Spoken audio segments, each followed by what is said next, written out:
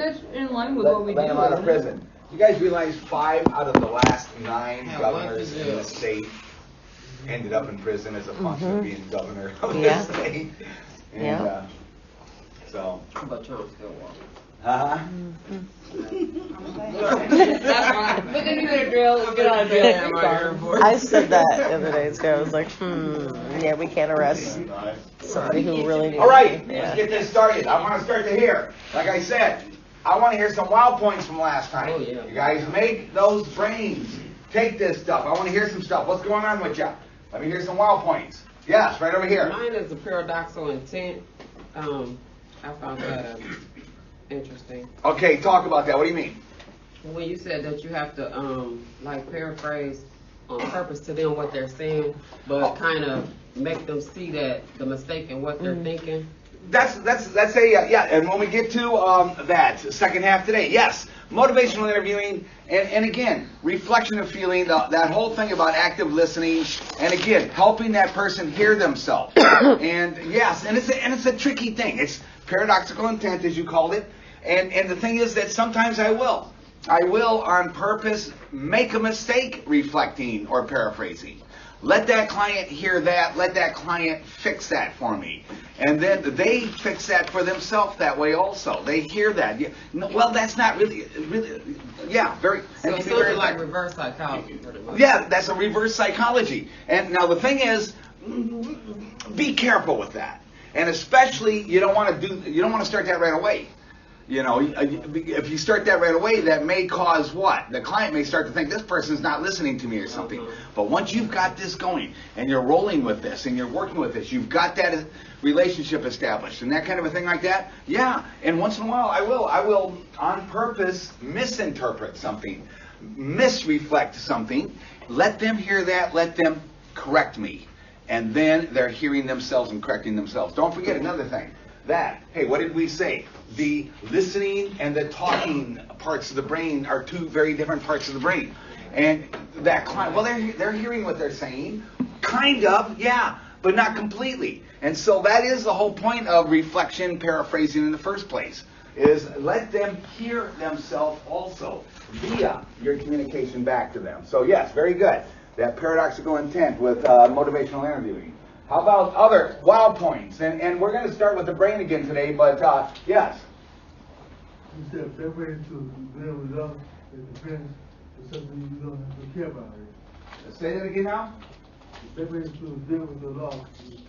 Well, I'll tell you, and that, gang, when it comes to, yeah, you know, do I even have to start to write this again? As I walk over here, does your mind's eye compose for you what I'm about to do? And again, this part of the whole deal, don't forget, this part of the whole deal, that cognitive dissonance, resolution, those things that counselors love to hate about their clients, all the denial, the resistance, and all that kind of a thing like that. And probably one of the biggest ones, drives people nuts, it drives parents nuts. You know, you're not going to get a good grade, I don't care. Or that, I'll give you something to care about, you little shit. That kind of a thing with parents. And yeah, you think about that client, I don't care. Yeah, they do. But one of the best ways not to feel a loss is to convince yourself you don't care about that loss in the first place. And that's a powerful, again, cognitive dissonance resolution kind of a thing. And again, understand that. Because that pisses the parent, what do you mean you don't care, you little shit? I'll give you something to care about. That kind of a thing. And it's the same thing with clients. Yes, they do care, but they need to, once again, the author of so much of this in the first place, the author of their misery, they being told what an asshole they are, everything, and all this stuff, and how do they get through that? Well, one very powerful cognitive dissonance kind of resolution thing is to convince themselves they don't care. Yes, they do care, but they need to believe they don't. You know, again, gang, when we talk about that cognitive dissonance resolution, that, again, what do we call it? The addiction survival persona. And the ways and means this person is doing, being, saying, believing. And so often, once again, it can be, I mean, so on the surface. outside looking in, and this is the most ridiculous stuff I've ever heard. Do you really believe this shit? Do I have stupid written on my forehead? Where do you come up with this stuff? Do you really believe this shit you're trying to tell me? And what's the answer to that question? Yes, they do. They need to. They need to believe that. Again, I give that example, that 93-pound, 27-year-old woman looking in the mirror at the eating disorders clinic and insisting that she's seeing a heavy person. If she's really seeing a heavy person, forget about eating disorder, we got a hallucination going on here. No, she's not really seeing a heavy person. Why does she insist on that? Because she needs to believe that. How could she explain to herself why she's doing what she's doing to herself if she couldn't believe that? Does that make sense? It's the same thing with the stuff of the hedonic calculus with addiction. You got to remember something. You get into a big stupid fight, get pissed off and everything with that client about that stuff. You're not accomplishing anything. All you're doing is destroying that empathy bond. That client needs to believe that stuff. How could they deal with themselves otherwise? Do you see what I'm saying with that? So that kind of stuff. All right, good. I want to hear another wow point. I want to hear lots of wow points. I'll tell you guys what. I want rigorous wow points from you. Yes. Like how you're showing the different parts of how your brain sees things and interprets it, and also like how much energy is used to fight or flight out. How fight or flight, you guys. And again, we're still at the basic propositions. The basic propositions of the human brain in the first place. And understanding, once again, we can do the frontal lobes connected to, and we're going to. Basic functional anatomy and that kind of thing. Also with the neurons and stuff. But understanding, why is knowing about the brain good for us to understand about human behavior? And understanding some of these basic ideas and propositions. And again, gang, most of human psychology lives right down here. Again, and that whole thing. Number one to that brain is basic what? Survival. Basic. Again, hey, remember, what were the two bottom rungs? What is this? Physiological integrity, safety. If these things aren't met, who gives a shit about anything else? And fight or flight that's the bottom line. That's just the most important thing. Everything about what this brain does basically is, how do I stay okay? How do I stay well? How do I keep the body I'm living in well enough to help me stay well? And that is so important. Fight or flight. Fight or flight is such a very expensive. That fight or flight response, such a very expensive thing for that brain to do. It involves just about every organ system and part of that whole body. And we're going to look more in depth with that. Again, the changes that take place and things like that. Do you guys remember when we talked about, arousal, activation? Remember that? Let me see lots of looks of, yes, I remember. When we talked about, again, where that client goes up here and then they stay up here. Remember that? Yes. That model wasn't developed as a way to describe why maybe drug addicts relapse. It had nothing to do with that. It had to do with that stress response. And again, when that energy goes up, here's fight or flight right here. And when that energy goes up, now that body is prepared to do what? It's basically what? To deal with that threat. And when this is going on, nothing else in the whole world matters to that brain. The only thing that matters right now is, if I don't deal with this tiger, if I don't deal with this imminent threat, nothing else is going to matter anyway. Who cares about how good I'm feeling about myself or anything else? I now am tiger shit. And you see what I'm saying with this? Nothing else is going to matter anyway. And so, that energy, everything that body can do, focused just on that fight or flight. Yeah, we modern humans, we do stupid things now. And the next thing you know, we're yelling and screaming and losing our temper. We're throwing shit and having our temper tantrum. And we're doing this and that. Yeah, we won the argument, but we ruined the rest of the night, the whole weekend, and maybe the relationship. But you know what? Right at that very minute, none of that mattered to that brain. The only thing that mattered to that brain is what? Deal with whatever that damn tiger is. we thinker-abouters are really good at making tigers where tigers don't live. The next thing you know, we're sitting here arguing about where to go to dinner tonight. And you never fucking agree with anything I say. And the next thing you know, and your mother never liked this and that. The next thing you know, and all of a sudden, it's no longer about where we're going to dinner tonight, honey. It's about who's going to win this battle. And after it's over, why don't you think before you... No wonder. Do you realize that? Yes, I know. And we do things that cost a lot in the midst of that. And why would we be such... It's not that we're being such assholes, necessarily.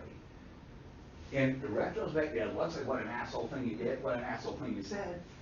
And then it's easy to be mad at that. And I'm not... by the way, gang, I am not justifying being an asshole.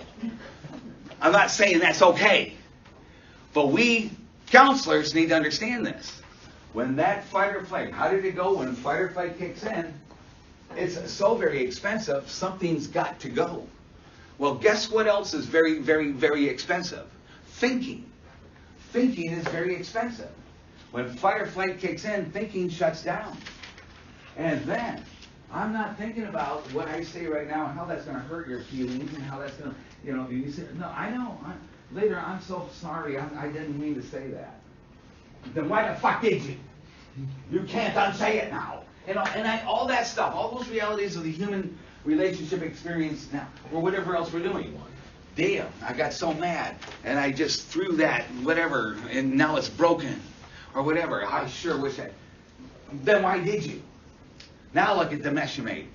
Yeah, in retrospect, we look at it that way, but when that's happening, we counselors have to understand, when that brain gets to that point of that mad, upset, aggravated, and that fight or flight kicks in, that brain doesn't give a shit about anything else but win this battle. Does that make sense? Does that, then once again, does that justify? Does that approve of the dumb things we do when we are that mad? No, it does not. But we counselors need to understand how and why that's happening like that. So what do you do if you have somebody like in your office and they're raging out like that? You're not gonna be able to like reason them. Or like, do you just like take time out and let them calm down? Sometimes the best thing to do is let that energy have its way. Of course, as long as it's not going to become dangerous Sure. to you or themselves or something like that. Sometimes, yeah, you're not. What do you think? I mean, think about this. We've all been there. Come on, we're all just humans. We all got the same damn brain. And sometimes, you ever tried to? Somebody's been that mad, that upset, that aggravated, and you try and talk them out of it when they're in the middle of that? They're generally toddlers, and I just walk away from them. Well, have you had in an adult situation like, I mean, it doesn't work. You usually just make it even worse. So, yeah, sometimes let that energy happen. And of course, how you respond to that, how you help that client. When we just get then mad along with that person, we join into that energy, we're just igniting more. Sometimes, no, just let it happen. And, well, yeah, but they're calling me names. Well, you know what, counselors? And again, and I often say, just because you're a counselor doesn't mean that it's okay to verbally assault you or anything else any more than anybody else. But you better grow some skin. And once in a while, somebody's going to call you a poopy dog in some very, very elegant ways. You see what I'm saying with that?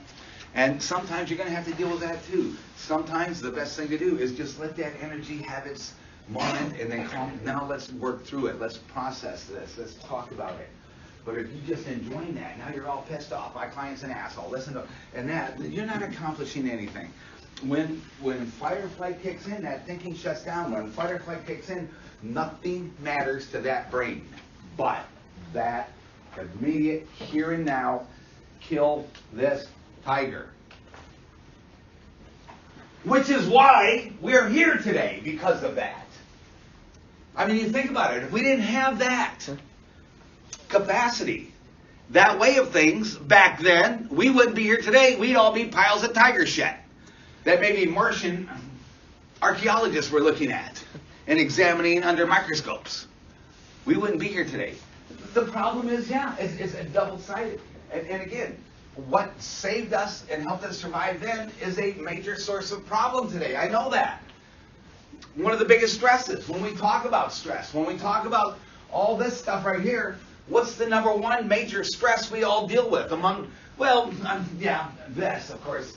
Once again, if the body's not working right, if we're not safe in the first place, well, that's a big deal. But I mean, what's on a daily, regular, ongoing basis, what's the biggest stress we all have every day, the stressors we have every day? Other people. Other people! Guys, don't forget another thing. This brain that learned how to deal, what did we say last time? This old brain that reacts to the environment? That old brain. Again, we're both hungry. There's one piece of food left. What are we going to do? Plunk him out in? No. We're going to have a discussion. And at the end of that discussion, one's dead, one's having lunch. That's the way the world works. And that part of the brain, this did such an exquisite job for us back then in so many ways. But the problem is, as the world changed, and what did we say? The old brain reacts to the environment. That new brain that starts to react with the environment, middle brain that reacts with the environment, then the new brain that started to think about and change that environment. That was my wow point, just saying. Like how the evolution of the brain. Yeah, matches I'm just the excited. growth of human beings. And gang, these are arbitrary, and every book has a different way to the nomenclature for this and stuff like that. But basically, just to keep it simple, old, middle, new. But that new brain that thinks about that world. I mean, again, from last time, it was you again. I was about ready to whack you in the head for your nuts and berries when all of a sudden, wait, let's talk about it. What a wonderful thing that was. What a wonderful thing that was. Except for what? All right, yeah. What were some advantages? That day we decided to talk about it. I said, hey, you want to bring in your sticks and stones? Come on with us. Well, the first political economy, if you think about it, all of a sudden, instead of a mortal enemy, we're working together now. All of a sudden, instead of having to do all this shit I got to do every day, I get to become the best mammoth getter you ever saw. You become the best mountain bear. You become the best stick and stone getter. And we've got time to get better at stuff. We had time to think about stuff. We had time. Hey, as I had time to think about stuff, I got to think about what would be a more effective, efficient way to get mammoths and everything else. There were so many. We didn't have to work so damn hard. I mean, don't forget, one of the reasons why 25, 30 years old was old age back then is because we were working ourselves to death by then. There were so many advantages, but what was the big then? Like I said, with every problem solved, here comes a new one. And what was the big new problem? What was that? All of it, yesterday we're mortal enemies. Today I got to worry about Your feelings. Now I got to worry about your. Now we got to fucking get along. Do you guys realize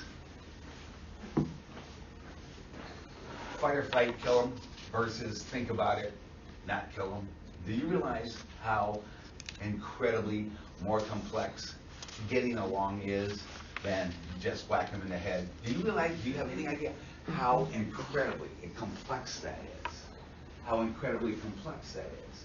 That thinking brain, and how incredibly complex to be able to manage all this interaction. And how do I mean, gang, I said this before, think about this once again. I mean, did anybody get mad at anybody in this room? Did anybody get mad at somebody between now and last Tuesday, since we've been together last? Anybody get pissed off at somebody? Did you kill them? Did you? Somewhere in the back of your brain, down here someplace, it just was hollering and screaming, just kill them, son of a bitch, they just want to take their food anyway. But that other part of the brain, that thinking part of it, you can't do that. Besides that, if I kill you today, he's going to be mad at me too, because he don't got no nuts and berries now either. Now he's pissed off, now he wants to kill me. You see what I'm saying? And that kind of a thing like that, you guys. How incredibly, you know what? Being a tough guy, knocking somebody in the head, anybody can do that. With a little luck and a big enough stick, anybody can do that. Thinking it through, solving that problem that way, those interpersonal problems. Wow, what an incredibly complex brain thing that is. Now, the point is that this thinker about her that helps us not kill each other every day, the other side of that. Everything's got the other side of it. That's also the brain that, what are you sitting there looking at me like that for? What do you get you don't want to hear what I got to say? If you don't like what I, well, you can get the fuck out of here if you want to, because I know what this means. You see what I'm saying, you guys?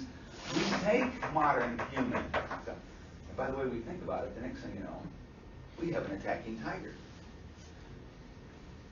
Not because it's really a tiger, but because of the way we think about it.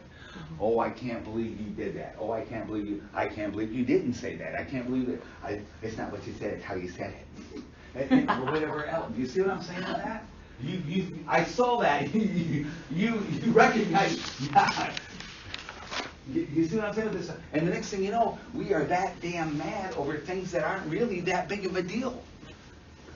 The next thing you know, we are blowing our tops. And gang, the problem is, well, yeah, but that brain should know better. The problem is, if this part of the brain, instead of thinking about how not to kill somebody, instead thinks about, oh, that's the worst, awful, possible, terrible thing, I can't believe this, poor me, this is so that, and pretty soon, at some point, this part of the brain keeps hollering about how bad it is. This part of the brain hears that. Wow, that sounds like a tiger to me. Don't worry. I'm here for you. Let's kick in fight or flight. Let's kick ass. And when that fight or flight kicks in, that thinking shuts down.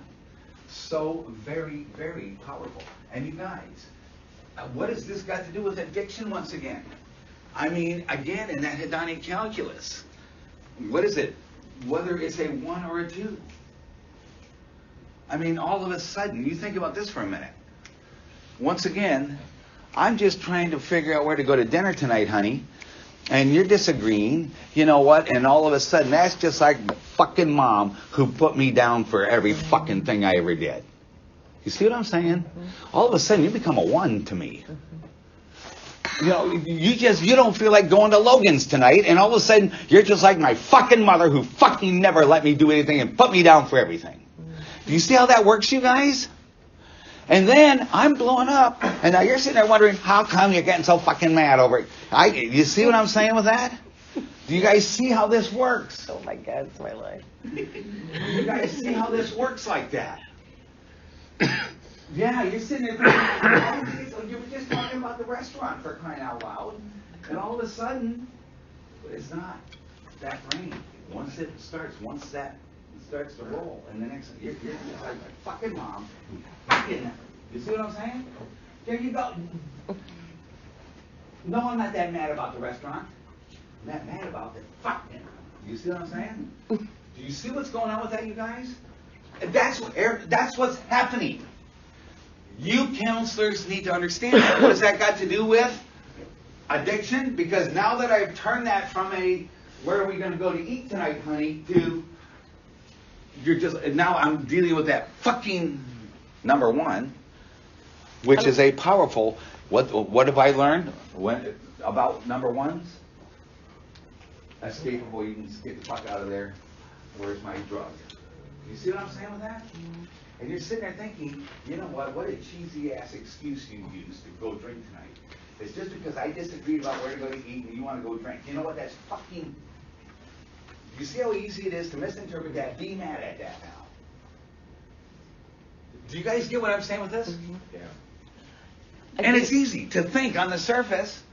We were just trying to figure out where to go eat. Now you want to go drink. You know what? You know what that says to me? That says you don't love me. That says that you don't give a fuck. That says that you were just looking for a cheap ass fucking excuse to go drink in the first place. Do you hear that? No. What happened is that person let that discussion about where to go eat turn into a 1 in their hedonic calculus. Does that make? Do you hear what I'm saying with this stuff, you guys? How do you reverse that? And you're, Kel? so you're turning 4s into 1s? Is that what's happening? Right Yes! now? Okay. How do you? Good way to put it. How do you reverse that though? Like, how You do you help that client understand this. This is where, guys, guess what? One of the greatest fears, stressors, use cue of all is I don't understand this myself. Yeah, you're right. I guess I am a fucking dumbass. No, you're not. One of the most, how you help this client understand this. You help this client understand the basic essence of this behavior. And this isn't about you're a bad person. This is, guess what it's about? It's about how your brain works. You help this client. And then again, and as we get into semester 3 and we start talking about cognitive therapy, what we're going to do is help this client learn how to, with this part of the brain, stop turning those things into tigers in the first place. You hear what I'm saying with that? That's what cognitive therapy is. Stop making tigers. And then I don't need to be defending myself from tigers that weren't really there in the first place anyway. Does that make sense, you guys? Do you hear this? And that's what that, look, all that for one damn wow point. Do you see how important this is? And the next time you want to be that pissed off at somebody because they seem to be fucking blowing their top over nothing. No, they're not blowing their top over where we're going to go eat tonight, honey. They're blowing that brain has turned that into a 1. You disagreeing with me about where to go to eat tonight, that's just like my fucking mother who fucking everything I fucking did was wrong to her. And that, you see what I'm saying? Do you get that, you guys? Do you see how that works? And then, once that fight or flight kicks in, that the only thing that brain gives a shit about right now is the hell with where we're going to eat tonight. I got a tiger to either kill or get the hell away from.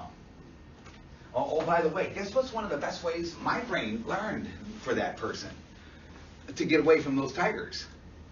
You see what I'm saying? Do you get it, you guys? And what we on the surface, people in general, including us counselors, have always looked at this as you're just being a big asshole. You just wanted a cheap ass reason to use in the first place. You know what? Once again, you always run off. You don't know how to control yourself and everything else. What does that help? How does that help anybody? No, this is what it is. And again, when fight or flight kicks in, I said last time, and it's so important, anger management. Well, everybody give me a hand, give yourself a hand for being here today. We're all going to learn how to manage our anger better. And then, okay, now everybody, take a deep breath. We'll do that for a minute. And then, now, the next time you get that mad, here's what you can do. You can, let's count to 7 and go to our happy place. And think about it. Gang, what's wrong with that? Once that person gets that mad, they're not thinking about shit. The best thing to do for anger management treatment is not talk about once you get that mad. It's talk about how not to have to get that damn mad in the first place. What is that? Helping this part of the brain stop making tigers. Do you get it? Do you see what I'm saying with that? And you guys need to understand this real good. Not only because this is the essence of the very thing we're talking about, but because guess who else needs to understand this? My answer to your question, how do you deal with it? The number one thing is you help that client. This is another step in de-insane it. I mean, that client, they know, yes, I got an anger management, really the shit I do, I can't control myself and everything else, I'm fucking nuts. No, you're not. That stuff isn't necessarily evidence of how bad, wrong, nuts, crazy you are. What that really is evidence of how good your brain is working. Boy, I'll tell you, you want to talk about a paradigm shift, there we go, huh? Have you ever heard such a thing in understanding addiction? Most of those, that doesn't show what an asshole, that shows basically what it shows, and you help that client start to realize that. And they start to step after step out of insanity into, and they start to understand this. Do you hear what I'm saying with this? You have to be very, very careful, though, in explaining that, because then you don't want it to blow up and become an excuse. So my brain is working properly, so I'm excused. Exactly. You're right. You're exactly right. It's how you, what did I say? Right thing, wrong time, right thing, wrong way. Well, it's the same thing with educating the client in this stuff. Yeah. What you say, what you teach, and how, when, and how you do with that person. Yes. You got to be very careful with it. There's nothing easy about this at all. Anybody who thought counseling was easy, well, I hope by now you realize, wow, I was sure wrong about that one. because it's not easy, and you've got to be very careful. It's just like with everything else, you know, like what did we say? Even, you know, just the fine line between understand and just because I understand why you're thinking this right now, just because I understand why you're being this upset about it, doesn't mean I agree with it or approve of it, but I need to understand it. How the hell am I going to be able to respond effectively as a counselor if I don't understand it? But there is that fine line. That doesn't mean I approve of it, agree with it, endorse it. No, yes, always watch this. A good counselor is constantly walking a very fine wire with those kinds of, we're going to see that time after time after time. But that's so very important. Look at that, all that over one damn wow point. Who's glad we talked about this again? You've got to get this in your head. You guys understand this. This is not easy stuff. This is very complex. But you've got to understand this. Let me hear another wow point. Wow points from people. I want to hear wow points, people. Relax. I'll tell you what, if I don't start hearing rigorous wow points, I'm going to walk in here with pop quizzes over what we talked about last time. Like, I am. You guys, you've got to enjoy this information, get excited about it. Yes, back here. To explain like all the stress response and like fight or flight, the stop sign analogy really like made addiction click more in my head. How? How did that do that for you? The like wobbly stop sign and like stress and injury, how it can. Because you know what? Don't forget. Yeah, while this brain is that busy, this brain isn't quite as busy, but there's one part of that brain that we wish was still busy. That damn stop sign. Don't forget, when we get into the functional anatomy of the brain, we're going to look at this, you know, another thing that we have done, and something that's frustrating for understanding the brain, is we have done our damnedest to simplify this as much as possible. Look at that up there. That kind of looks like a political map of Brazil, doesn't it? And then we've even sectioned it off. Here's frontal lobe county, here's parietal lobe county, here's occipital lobe county, here's temporal lobe county, and then we assign them their separate little entities and things they got to do and things like that. Another example of that is this right here. Another example. Look at it. Look what you made me do. You made me go off into wow. Here's another example right here. The structural, the org chart. The org chart. I mean, look at this, how simple and nice this is. We have what? We have the central nervous system, we have the peripheral nervous system. The central nervous system is the brain and the spinal cord, and the peripheral nervous system is everything that's not that. And then we can break that into somatic and autonomic, we can break that into sympathetic and parasympathetic, of course, and we got all the different parts of the brain. That's how simple it is, everybody. Isn't that nice? Gang, look at these little connector lines. You see what I'm saying? And all that kind of a thing. If I were to start to draw the number of lines that would have to even begin to represent the complex interplay between all these systems, I would have nothing but one big dark splotch on the board. You wouldn't understand it. We simplify this as much as we can. When we talk about these basic lobes, when we talk, hey, these separate counties in this, again, political map of Brazil, I wish it were that damn simple. And we do assign basic, major jobs. What's the number one job of the frontal lobe as we think about it? And I just gave you a big hint. Thinking. Again, supposedly that's where the level of thought that takes us a step above the other animals happens. This is, again, that level of complex thinking, cognition, and that. When we talk, hey, what did we say old brain reacts to, middle brain that we're going to see reacts with, new brain thinks about, that's happening right here. What's another job of the frontal lobe? What's another basic job of the frontal lobe? Before the stop sign, what did you say? You did say that. Yes, you're absolutely right. The executive functions. That frontal lobe. Somebody tell me, somebody different. What are the executive functions? What are the executive functions? Is that the 4 Fs? Well, it kind of can be. In a way, it could play a role in that. The executive functions. Anybody else? What are the executive functions? Like reasoning. Not reasoning and stuff. The executive. What are the executive functions? No, we saw from. How to? When we become aware of a problem, a situation, a need, a goal. The executive functions help assemble mentally the series of steps necessary to accomplish that goal. An individual, they know they need to go to the bathroom. They know the bathroom, there's a special room down the hall, but for some reason, they can no longer assemble the set of steps necessary to accomplish that. They're soiling themselves where they sit.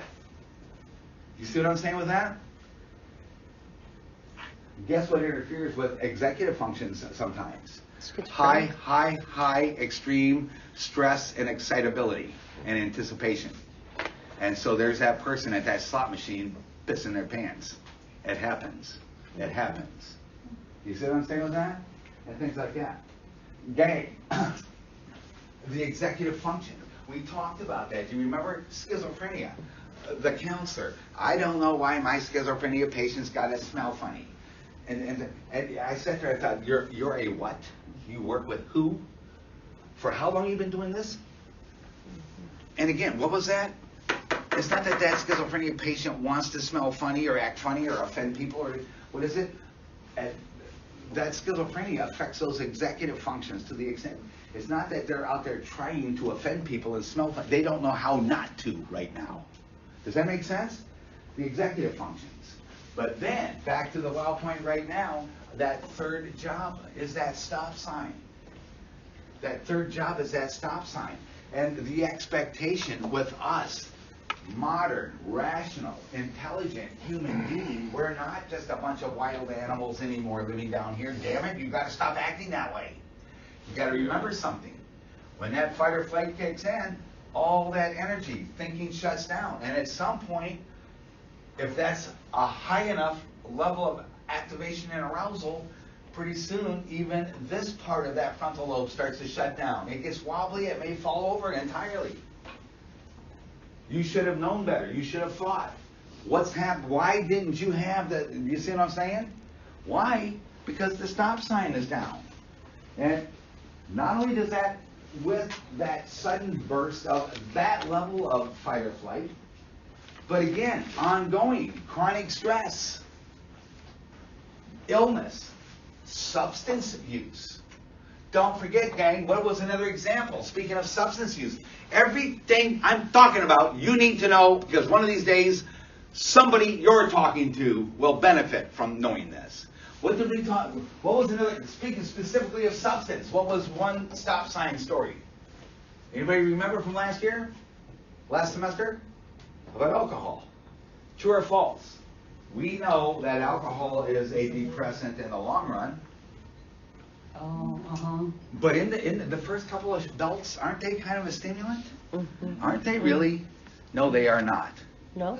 Not even close. It knocks over your stop signs. You're all like, The thing is this. Alcohol is always a depressant. The only thing is, guess what's one of the first things it starts to depress? your The stop sign. inhibitions. The stop sign. I mean, how did that story go? Here I am. I'm out. I'm gonna find me some action tonight. No, I can't. Oh, she'll say no. I can't. I just would love that. I can't. Drink. Hey, lady, let's dance. It feels like that alcohol. No, it was a depressant. It just happens to be the first thing it depressed was the stop sign, which was stopping me from going to ask her to dance. That alcohol knocked that down. Hey, baby, let's dance. So it feels like a stimulant to begin with. At least a mental and emotional and motivational stimulant. But really what's happening in the brain is it's depressing. It's depressing the depressor. Okay. You see what I'm saying? Yes. If you depress the depressor, what's going to be the effect? Up. Yeah. If you knock down the downer, you're going to up her. Right. You block the brakes. But alcohol is never an upper. Not the first couple of drinks is not an upper. No. Not at all. It just is one of the first things that goes is the stop sign. This stop sign plays such a critically important role in so many things. You helping that client to understand that. So You understanding that. And again, and I'll get with you in just a second. Again, don't forget, not only is it that sudden extreme burst of that energy, but ongoing stress.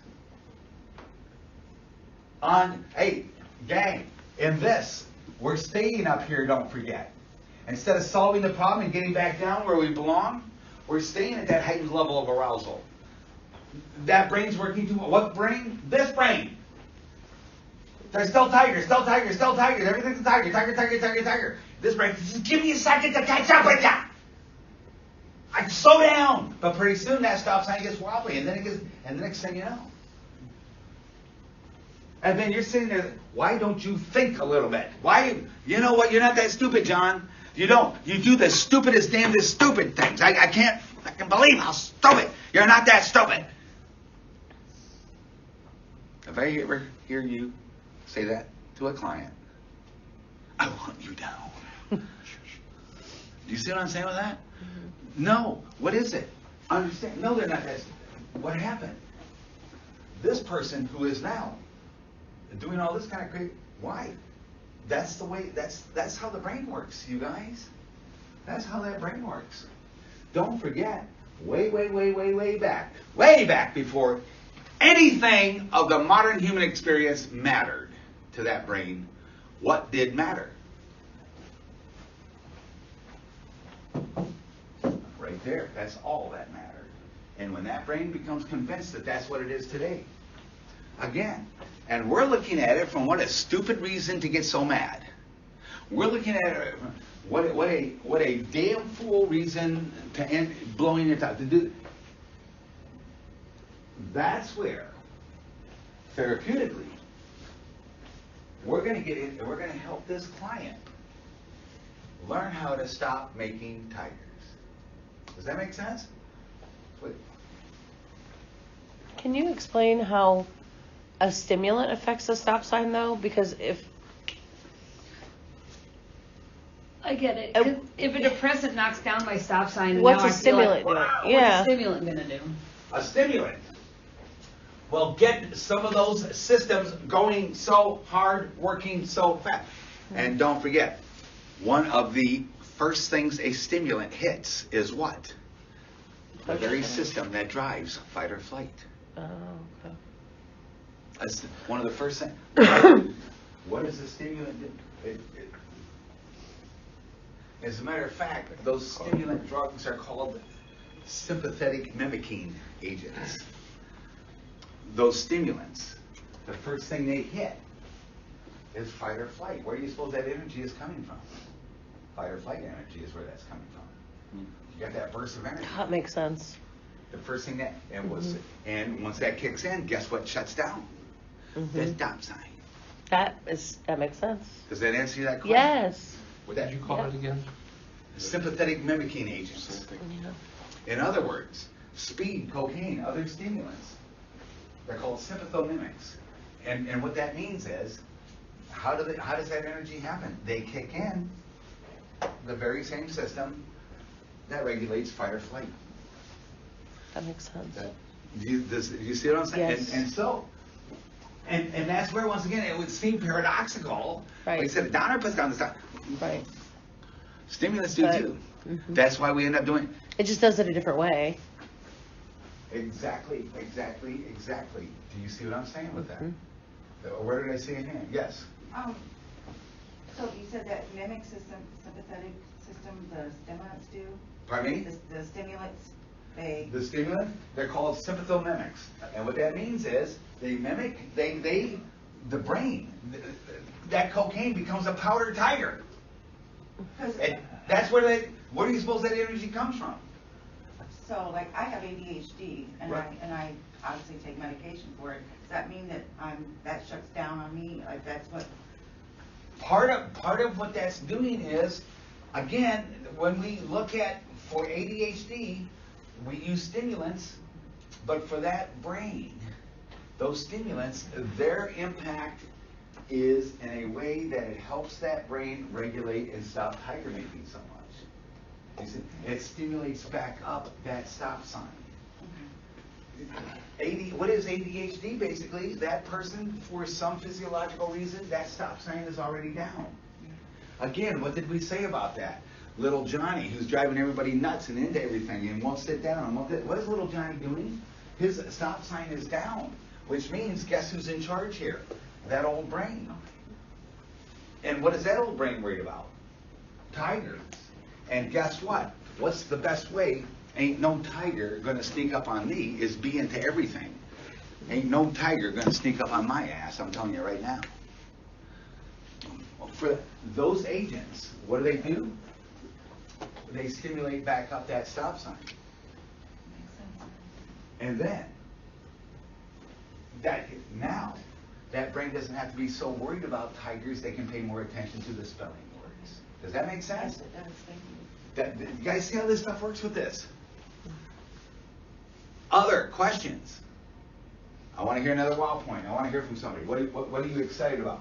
Whether it's something we already talked about or not. Yes, sir. Yeah, yesterday was relapse means something was missed by the counselor. That's a big thing. Resistance. Well, resistance, but also relapse. You mentioned that relapse also meant this. Right. Because. And again, and we're going to get into that stuff, of course, second half today. And the resistance as well. I mean, that's one thing. But and again, basically, you guys, again, this brain doing what it's doing. Nobody wakes up in the morning and says, how the fuck can I ruin everything and piss off my counselor today? Let me go no, what is it? Relapse. Resistance in general. In that motivational interviewing perspective. Instead of that indicating a pathology in the client, what it indicates is we're missing something. I mean, think about this for a minute. If we're engineers and we build a bad bridge, we forgot to put a couple bolts in some major support system, and the bridge collapses. Is that because the bridge had a bad attitude, or is it because we made a mistake there? We made a mistake. Do you see what I'm saying with that? And motivational interviewing would have us, let's look at it that way with this. That client's relapsing, well, even just resistance, let alone relapse. And what are we doing? What should we be doing, including saying, not saying differently? Does that make sense? Yeah. That's what that means. So I have a question. You're not equating, is resistance and relapse different parts of the same spectrum, or are they two different things that just happen to have the same counselor missing lives in the hedonic calculus? And what part of it? In the cognitive dissonance resolution. Yeah. That's another way of protecting myself from my reality. Resistance, all those different ways of resistance. And then the relapse is something that follows from. Is if I become overwhelmed by a reality and a sense that once again ignites this shuts down, and I feel the only way to save myself now is escape, and the best way I know to escape is to use relapse. Okay. Relapse. Does that make sense? Yes. Yes, sir. Okay. I got down my 3 wow points, but the last one was a discussion of the fight or flight. That's when the fight or flight kicks in and rational thinking goes out the window. You said that thinking is very expensive, but to me, and my being a warrior, it's very exhausting. Anything that's expensive at some point, it uses up the funds at some point. You're right, it can be exhausting. I mean, I get real tired from worrying and stressing and frustrating, and I have to sleep a lot, and you know what I'm saying? A lot of things happen. You said it's expensive. I don't know what you meant by expensive. In other words, it demands a lot of brain energy, which means when you keep using that brain energy, at some point, you're right, you're going to get tired. That brain, I mean, to worry, that brain is that constant activation level stuff. At some point, you get tired. At some point, you don't want to have to deal with any more. At some point, enough is enough. At some point, fuck it. I know how not to worry anymore. Drink. But before I go to the effort, I go to my anxiety medicine. And I go to sleep. Okay. And then I rest up, and then I'm able to turn my phone back on and accept the phone call. But before that, it was at that effort. Don't call me no more. You begging for something. I knew you was going. I told you, and and then. So when you develop is a warrior system kicking in to be working for you. But now I think that my worrying has not just been a state; it's become a trait. You're probably right. And the Because medicine, and we talked, you're a the really depression good. medicine isn't going to work because it makes me feel like radio waves are not connecting. What did we say? We can learn how to become a better warrior about her. You have become a very talented warrior about her. And that means that your brain's so damn busy worrying about stuff. I've heard you, can I speak frankly for a minute? You put yourself down a lot. I'm not good enough.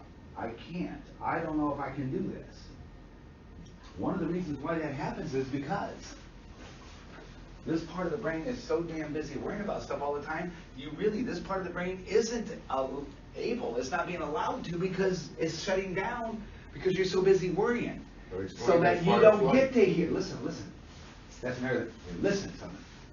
The problem is this, that old part of your brain is so busy worrying about stuff that new part's not able to listen to and hear and make the connections. And then that translates to your experience as, I don't know, which translates to your interpretation as, I'm a big dummy head. Which turns into, I've got to worry about that, which exacerbates the fact that you're not hearing, which exacerbates the fact you don't know, which exacerbates the fact that you're mad at yourself, which exacerbates the fact you get more to worry about. You see how that works like that? And so, yeah, that's exactly, you got it. That's what that is. And then, it becomes a self-fulfilling prophecy. You're worried that you're not good enough, and then you're so worried that your new brain can't think about things in a way that let you know stuff in a way that you would feel good enough because you're too worried about the fact that you're not good enough. It becomes a self-fulfilling prophecy. You see how that works, you guys? Mm-hmm. Do you see how that works?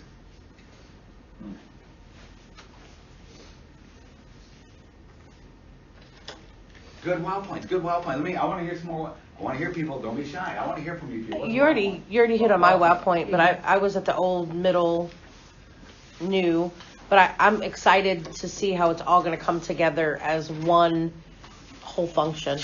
Yeah, I'm excited for that. Yes.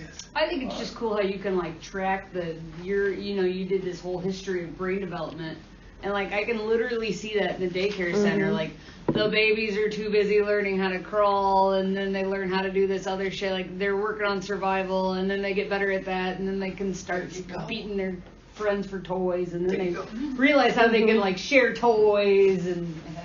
There you go. Yes. And what you use the process to the product stuff we talked about, cognitive development, things like that from last semester. Yes. Alright, this Hamilton's really a wow point of a question. We've talked a lot about the old and the new. What's the middle brain? We're going to get into that, don't forget. As we're unfolding this very complex... Tutor program.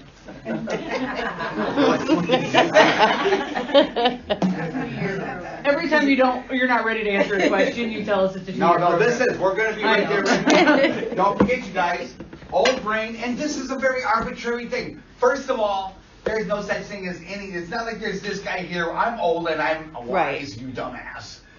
No, it's all part of one thing. This is a very arbitrary subdivision. Old brain, the part of the brain that reacts to the environment, that first part of the brain, the part of the brain that we share with all those other animals, you guys, and everything else. Sense, I just like the middle brain. What's it do? Pardon me? Like, I see how you bring the old and the new together. What's the middle? I mean, really. Let's take right here at this lateral fissure. Yeah. Let's open this up. Okay. We're going to look inside the limbic system and the diencephalon, the mesocephalon. We're going to look at all those parts inside. Okay. That's the midbrain. Okay. And remember, what did we say? While the old brain reacts to the environment, we're going to that midbrain is what reacts with. That was the part of the brain that day that helped me not whack them in the head. But let's talk about it. Okay. Very often, that midbrain, known as another oversimplification, everything's a simplification here, often known as the limbic system, often known as the seat of emotion. And that kind of, well, you know what, first of all, there's a whole bunch of emotion going on right down here. Yeah.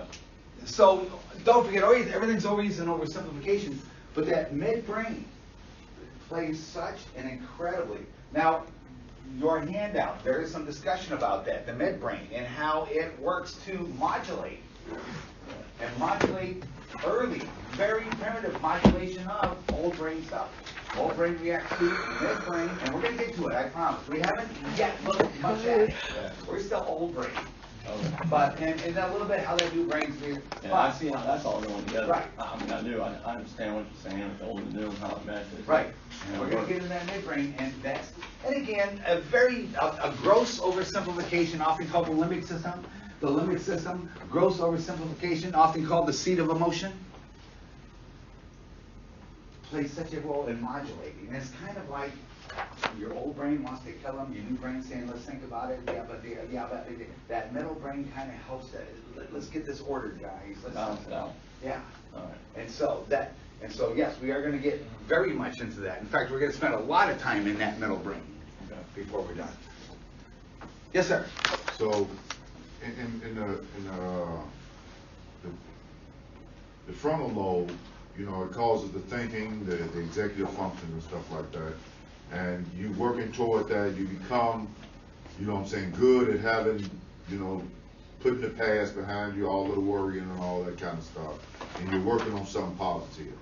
Then all of a sudden, I remember you speaking about the diathesis stress, where something lays, stress? Yeah, it's, you know, everything is okay, but it lays dormant until something triggers it. Okay. So something triggered something in me for the last couple of weeks, and I've lost my faith in God. I don't want to talk to nobody. I'm going back to the old me. You come up to me, I'm just shoot you in the head. The old, you know what I'm saying? I'm trying to figure out that middle. How do I stop going back to the old me, which? Well, one very important, if you're going to include the diathesis stress thing here, we have to remember that that's related to true organic problem. In other words, have we just discovered having lying dormant, now exerting its influence, true medical disease or problem? If that's the case, the first thing we're going to do is treat that and work with that. The other thing is, though, that then, okay, beyond that, how do we then help you learn how to? And another part of that cognitive therapy approach we're going to look at next semester is how do we help you learn how to take a look at yourself where you are now and get yourself back to where you want to be cognitively. Very good question. And the thing is that it all works together. The diathesis stress, though, that's not about just getting pissed off and losing your faith. That's about, remember, that was like how we understand sometimes when people, is it really true that a bad thing causes schizophrenia? No. The bad thing, though, was so stressful that it reduced your body's ability to resist that already there, and now you're having those symptoms. And so that's real medical stuff. And so one of the first things we would want to do with that is, where is the medical thing going on here, and how do we treat that? And those kinds of things like that. You guys, again, as we look at this, and we've looked at some basic propositions, let me review the propositions that we have meshed with so far. Hey, proposition. That's a very old brain. The brain in our head is not a 2020 model brain. You should know better. That's a very old brain. Basically the same brain that's been in our heads for a very long time. At least a couple and probably more million years.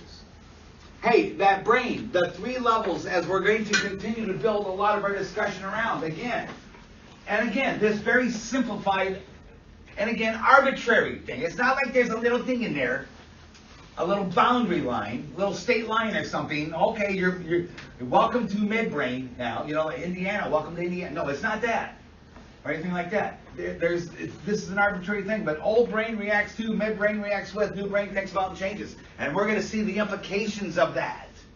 We did talk about some historical things that had such a major impact on this, like walking upright. What did that do to the human brain? What's our brain today? How many things that had to do with that? Don't forget, gang, one of the things about this brain, it loves habit. And it never forgets. And how do we, I've been saying this from the very beginning, how does it work? The more you do it, the better you get, the easier it is, the more you do it, including bad habits, including thinking habits, including losing your temper, including all that stuff. That brain that doesn't know the difference, another one of those basic propositions. This pleasure center, again, very arbitrarily drawn there. It looks like a little racetrack. This pleasure center here, which is a very complex interplay from new brain into midbrain and even into old brain. That pleasure center that, unfortunately, I know the brain in your head knows better, but this old part of this brain doesn't know the difference between eating when you're hungry, having sex, or doing cocaine. All it knows is that if you do something and that part of the brain lights up, that means it's good for you. Love it, do lots of it. All these basic things. That brain that never forgets. Gang, have you ever wondered about this? And we talked about this, I think, last semester a little bit. I mean, again, happy memories, sad memories. Why the hell does our brain seem to so stubbornly latch on to sad, bad, mad memories? You ever notice that? I mean, we all have our happy memories. We all remember that day at Grandma's house, Christmas, with that first kiss, things like that. But that brain seems to just love to make us remember bad stuff. What the hell, is that just a really mean brain? No. Why is that brain so mad at us? Why is that brain, what is that all about, you guys? What was that all about? Tigers. It's nice to remember where the food is, but don't ever forget where the tigers live. If you forget where the tigers live, to hell with the food. You don't need food no more. You are food. You see all that kind of stuff. Yes. So you don't believe that the good memories from your past can mesh with your bad memories? What do you mean by, I'm not quite sure what you mean by I mean, when you're a kid growing up, okay, I played Superman, I jumped off the garbage can, broke my finger, but then I was able to go in the house and Mom came with the popsicle stick. She showed me love. Even though a bad thing happened, I'm not saying that. I remember that, but that love that my mother showed, you know what I'm saying? It's and we do remember this stuff. It's a mesh. That was a good thing. Yeah. And I don't complicate what I'm saying now. Okay. That was a good thing. Ultimately, that was a good thing. Right. All right? And you remember that. And we do remember good stuff, and that's nice and it's fun. But we tend to remember even better, longer, bad stuff. Right. Why? Don't ever forget where the tigers live. You forget where the tigers live, the hell with the rest of the good stuff. There ain't going to be no more good stuff. Does that make sense to you guys? That kind of a thing right there? Isn't that what you're saying, that the worrying is part of my tigers? Yes. I'm thinking too much about them. I need to get rid of them. You're taking modern life things and you're turning them into tigers, which then send them right down here. And then this part of the brain gets so damn busy. I mean, part of this is settle down for a minute. That's not really a tiger. But by the time this brain's so busy worrying about the last tiger you made, it's not able to detoxify the new tiger. Okay. And then everything becomes tigers. And then this just runs with itself. That's, again, that vicious cycle, that self-fulfilling prophecy. And then at some point, once again, when this is so busy now, and you're so busy up here making tigers, this is so busy now trying to protect you from tigers, and then you're sitting there, how come I can't remember what they said in class today? Oh, I know, I'm a big dummy head, I can't do this. You see what I'm saying? Which becomes what? Another tiger. Which becomes a self-fulfilling prophecy. That happens. Which becomes another self-fulfilling prophecy. And that's why I told you to knock it off. Remember when I told you that out there, way back last month? Stop it. Stop making tigers. Kind of hard. I know it's hard, So because that brain loves habit. And that brain, that was another thing we talked about, that brain that loves habit so much. I mean, here's a good example of this one again, self-esteem. We talked about this, that brain, it learned a long time ago, if you tell it something enough times, it must be important, don't forget it. Hey, 2 and 2 is 4, 2 and 2 is 4, 2 and 2 is 4, bang, we're going to see what happens when we get into the neuron. We have this event, LTP, that happens. It locks it in. Okay, I got it. 2 and 2 is 4. And it's never going to forget that under healthy conditions. Now, you whack it in the head or give it enough of the right kind of chemical or something, yeah, it'll forget that too. But short of that, it's not going to let you forget it. Well, it's the same thing. 2 and 2 is 4, 2 and 2 is 4, 2 and 2 is 4, got it. Life sucks, I can't. Life sucks, I can't. Life sucks, I can't. Guess what? Got it. Okay, you can't. And once that brain latches onto that, it's going to be real hard to, all right, I'm sorry, brain, I shouldn't have kept telling you that. But that brain's not going to let go of that much easier than letting go of 2 and 2 is 4. It can be done. But do you see what I'm saying with this stuff? And so all these other propositions, but all that matters is the now to that survival brain. We get all wired and fired about, think about tomorrow, plan ahead, this and that, and your immediate gratification and stuff. When it gets down to that tiger, the only thing that matters is right now. You see what I'm saying? Because if you don't worry about right now, if you don't succeed at right now, 10 minutes from now, let alone tomorrow, let alone next year, doesn't matter anymore anyway. You see what I'm saying with that? So many of the things, everything we're talking about right now translates into the behaviors. So many of the things that we love to hate about people today, that are the very reasons why we're here today in the first place. Again, one of the examples with that brain that learned a long time ago, you spend 2,700 calories for a food worth 1,300 calories, at some point you're going to what? You're going to starve to death. You're going to die. That brain learned a long time ago, you guys. Today you're lazy. You don't want to work for a living. You want life. Everything. I know. But that brain learned a long time ago. Quick, cheap, and easy is the way to go. You see what I'm saying with this stuff? That's it. And that brain never forgets that stuff. Never forgets survival. That kind of a thing like that. We have to understand these things. We have to understand these things. We have very much oversimplified. One of the reasons why it's so hard to really get into, and again, psychology class, and all the fundamentals connected to me, and that kind of a thing like that. That's nice to know that. This political map of Brazil, which I have so messed up right now, I better clean it up a little bit. The road infrastructure is a mess. And some of these kinds of things like that. We're going to look at that basic functional anatomy. We have oversimplified that a little bit. Another example of that is this right here. I mean, arousal, activation, thinking, not thinking. Think about this for a minute. Once again, over here, what is the periphery? Anything that's not brain or spinal cord. Now, this is a lousy visual up here, but you all have a picture of this in your psychology book. Every psychology book has a picture that looks like this, and probably chapter 2 or chapter 3. Here's another. It's just looking at this stuff, and don't forget, if I truly drew the lines I would need just to even come close to illustrating how wildly interconnected this is, I'd have so many lines on this board you couldn't see anything but a big old splotch of black lines. You see what I'm saying with that? But the thing is, how about down here? That autonomic. The autonomic does a lot more than just split the sympathetic, parasympathetic. That's a real oversimplification. But that, again, that's sympathetic. What is that? That's the part of the brain that uses energy, activates, arouses. Again, that's the fight or flight part of the brain. By the way, don't forget, another very important part of this is not just knowing when to kick in fight or flight. This is so very important. But knowing how much fight or flight you need it, under what circumstances. Reaching for this cup isn't going to, this requires fight or flight. Anything you do requires the activation of some level of energy. But reaching for this cup is going to require much less energy than fleeing or killing that tiger. And if I use tiger level and amounts of energy to reach for this cup, the next thing you know, there's coffee all over the place and the cup's bouncing off the wall. We do that, don't we? We do that all the time. Especially if that stop sign is wobbly. Do you see what I'm saying? When are we overreacting? When are we running with a crazy idea? When are we not slowing down enough to realize how silly this is? When we're what?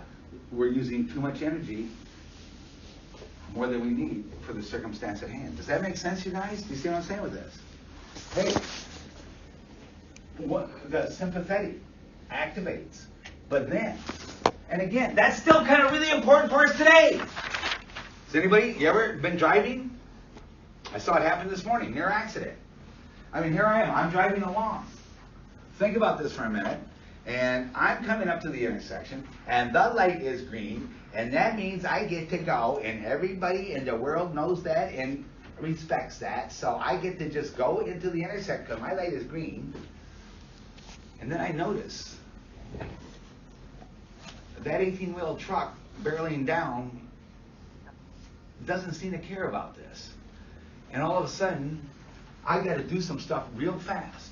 And as I perceive this impending, maybe very dangerous situation called this now accident in the intersection, oh shit, I wish this weren't going to happen. No. Thinking shuts down and automatic fight or flight kicks in. And do I gotta speed up? Do I gotta hit my brakes? Do I gotta swerve? What do I gotta do right now? Do to avoid that accident. As a matter of fact, all that energy's kicked in. I'm doing everything I can to avoid that accident. I avoid the accident. Let's say me and that truck driver, probably even wave at each other in a very special way. Cut all that energy. Well, I don't want to spend the rest of the day like this. That's not going to be healthy. So the parasympathetic division then brings that back down to where it's supposed to be. Sympathetic brought this up. I solved the problem. Hopefully the parasympathetic brings it back down.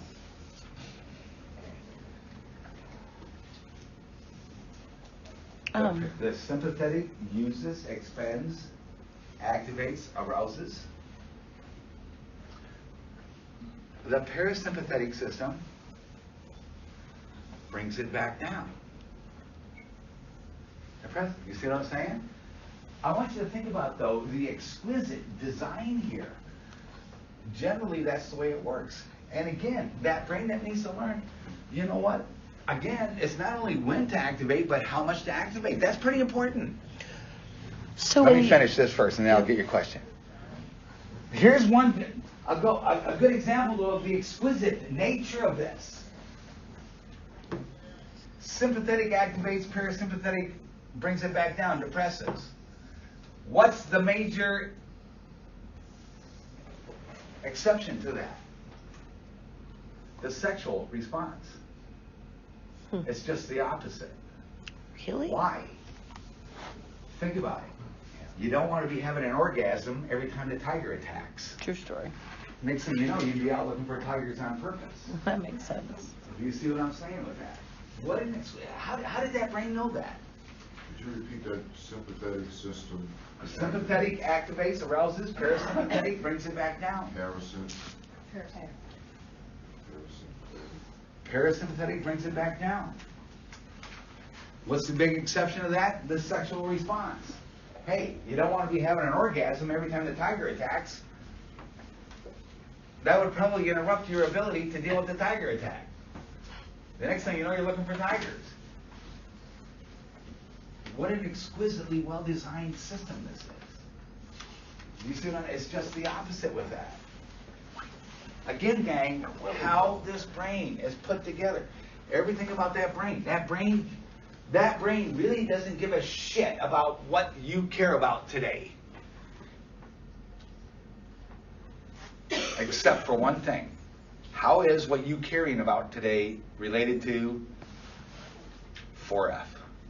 Basic survival. Does that make sense? Could that sexual thing get messed up in some people? Isn't that why you end up seeing those shows about the violent sexual offenders? But that's much more complex than just that little dichotomy. But yeah.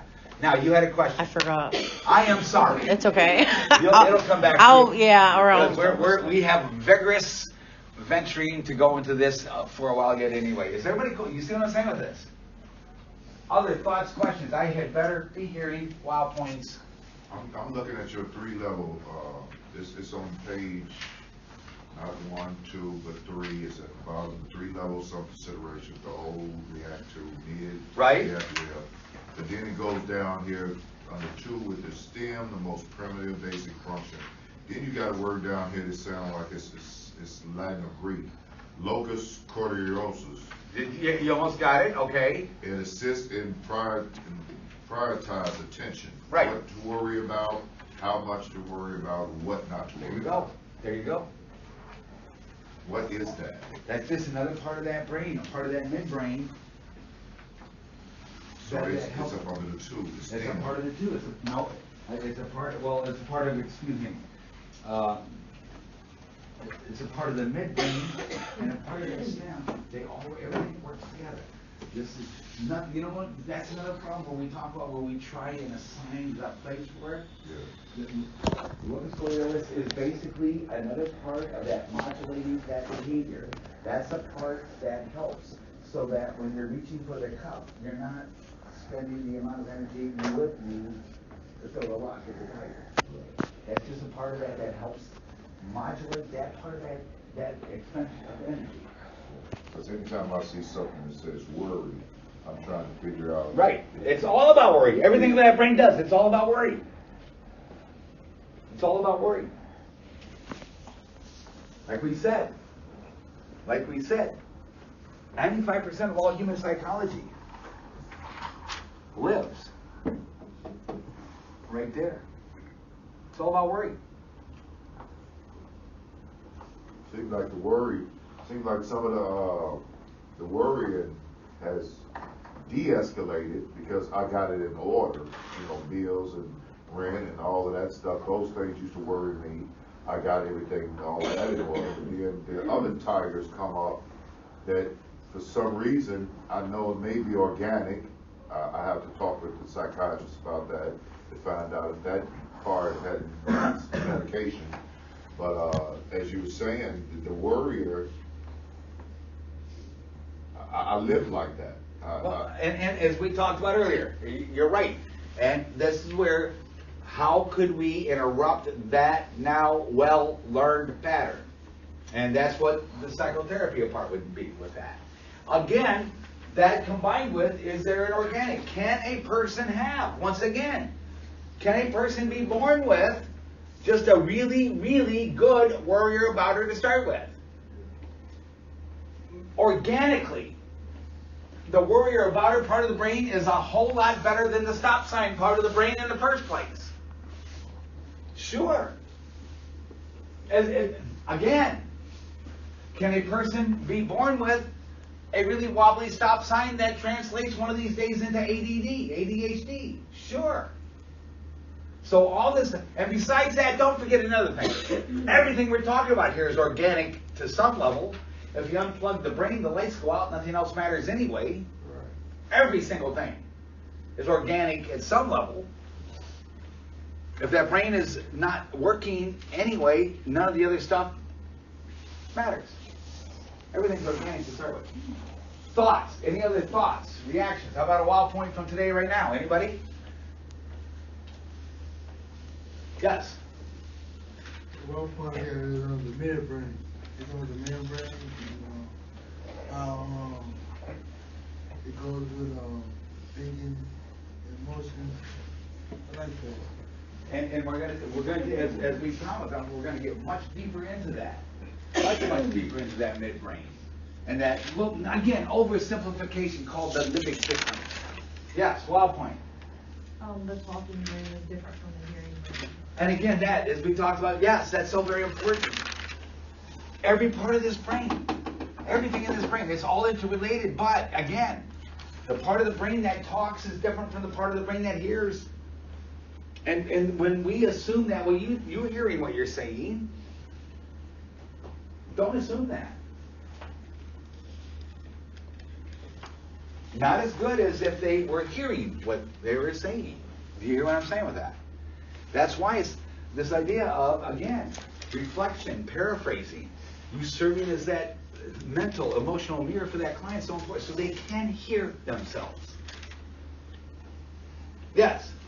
Yeah, the old brain, tiger, tiger, tiger, versus the new brain. Wait a minute, let me catch up here. That's a huge thing for me. And getting that general location of each of those interplays. There you go.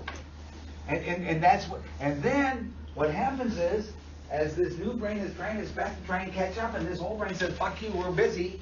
Yeah. What's that become? Another tiger.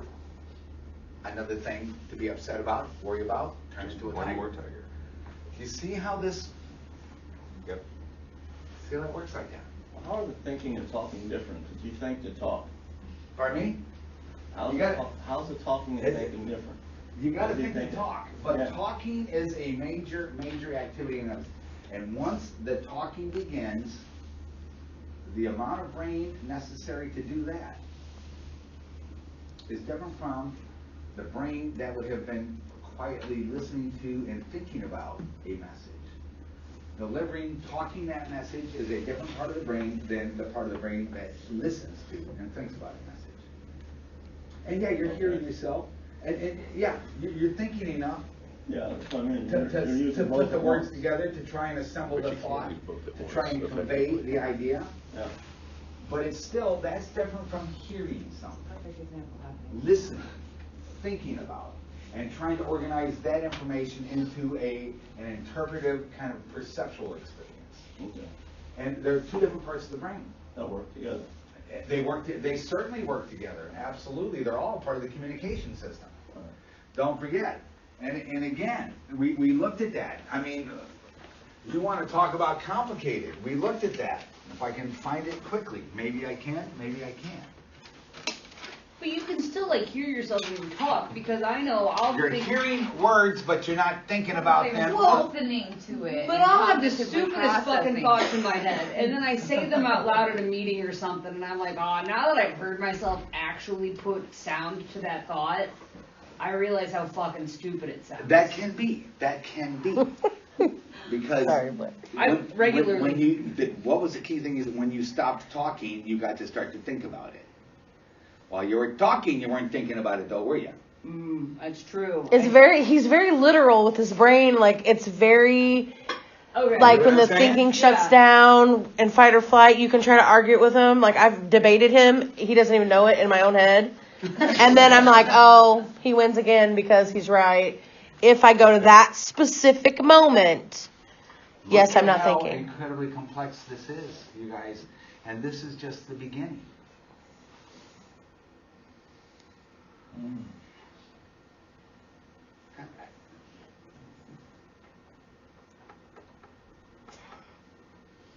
Let's take a short break. This stuff is exhilarating, isn't it? Isn't it I exciting? love the brain.